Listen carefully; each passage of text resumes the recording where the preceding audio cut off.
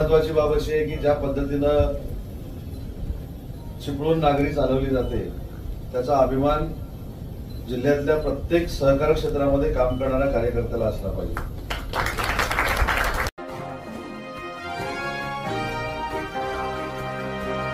आपण पाहत आहात पवन न्यूज। आज पहिल्यांदा बैठका सहकार भवन मध्ये आयोजित करण्याची संधी मला मिळाली आणि सगळ्यात महत्वाची बाब अशी आहे की ज्या पद्धतीनं चिपळूण नागरी चालवली जाते त्याचा अभिमान जिल्ह्यातल्या प्रत्येक सहकार क्षेत्रामध्ये काम करणाऱ्या कार्यकर्त्याला असला पाहिजे। कारण शेवटी एखादी 2,500 कोटीची बँक ही कशा आदर्शवत पद्धतीनं चालवायची असते याचं मूर्तिमंत उदाहरण आज मी बघितलं। चव्हाणसाहेब, राजकारणामध्ये काही गोष्टी घडत असतात, परंतु राजकारणाच्या पलीकडे जाऊन नवीन नवीन योजना कशा बँकेमध्ये चालू आहेत याचा अनुभव देखील आज मला घेतला आला। मी परवा प्रशांतजींना सांगत होतो की मी देखील आता सहकार क्षेत्रामध्ये येण्यासाठी प्रयत्न करतोय, पण मला काही सहकार सम्राट महर्षी काही बनायचं नाही आणि त्याच्यासाठी योगदान देखील असावं लागतं ते चव्हाणसाहेबांनी केलेलं आहे, अन्य असलं पाहिजे।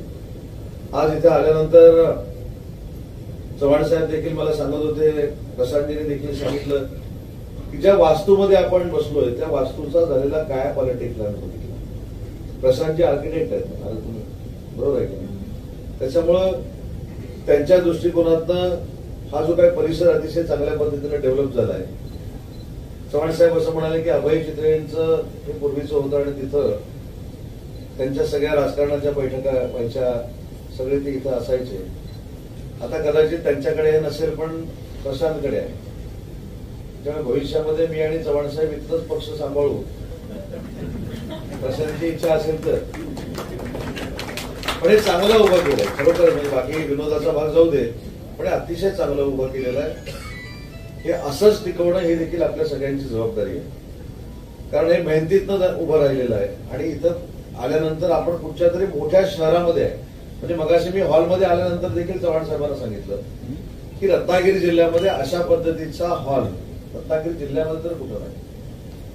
मी रायगड जिल्ह्याचा पालकमंत्री होतो, रायगड जिल्ह्याचा पालकमंत्री होतो, कारण नवी मुंबई पनवेल हा भाग देखील त्यावेळी माझ्याकडे यायचा। इथून जर सुरुवात केली तर नवी मुंबईपर्यंत देखील असा हॉल कुठेही नाही।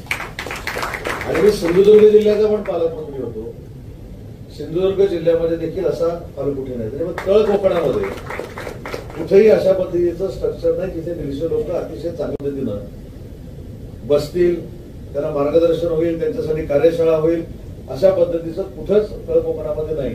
ते करण्याचं धाडस तुम्ही केले त्याबद्दल तुमचं सगळ्यांचं मनापासून कौतुक करतो।